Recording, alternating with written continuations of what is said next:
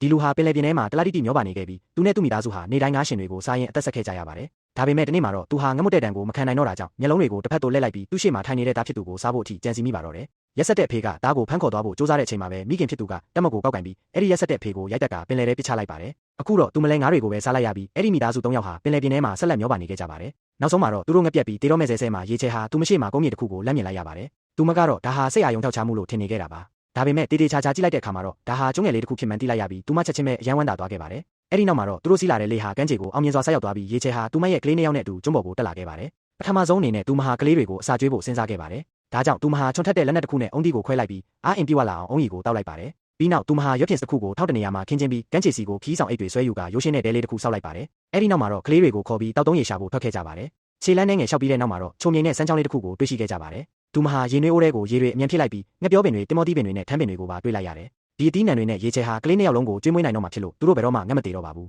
ဒါပေမဲ့ကျွန်းပေါ်ကရာသီဥတုကရုတ်တရက်ပြောင်းလဲသွားပြီးသတိပေးချက်မရှိရဲ့မိုးတွေတီးတီးမီးမီးရွာချပါတော့တယ်ရေချဲဟာကလေးနှစ်ယောက်ကိုမိုးတံကလွတ်အောင်ခိုလုံရတဲ့လေးစီပြန်ခေါ်လာခဲ့ပါတယ်ဒါပေမဲ့သူမဆောက်ထားတဲ့တဲကဘာမှအသုံးမဝင်တော့တာကြောင့်ကလေးနှစ်ယောက်ကိုစောင်းနေပတ်ပြီးမိုးထဲမှာပဲထားခဲ့ရုံကလွဲလို့တခြားရေးချဲစရာမရှိတော့ပါဘူးမိုးတိတ်သွားတဲ့အခါမှာတော့သူတို့ရဲ့တဲလေးဟာပြန့်ကျဲပျက်စီးသွားခဲ့ပြီးရေချဲဟာခိုလုံရအစ်တစ်ခုပြန်ဆောက်ရမယ်ဆိုတာသိလိုက်ပါတယ်အဲ့ဒီအချိန်မှာပဲရုတ်တရက်သားဖြစ်သူကမေမေလို့လန့်ခေါ်လိုက်ပါတယ်သူမလက်ကြည့်လိုက်တဲ့အခါအဲ့ဒီလူသူမရှိတဲ့ကျွန်းလွတ်ပေါ်မှာတစ်သားအိမ်လေးတစ်လုံးရှိနေတာကိုတွေ့လိုက်ရတယ်သူမချက်ချင်းပဲထပ်ပြီးလမ်းလျှောက်သွားကဝမ်းသာအားရနဲ့တစ်သားအိမ်လေးပေါ်ကိုတက်လိုက်ပါတော့တယ်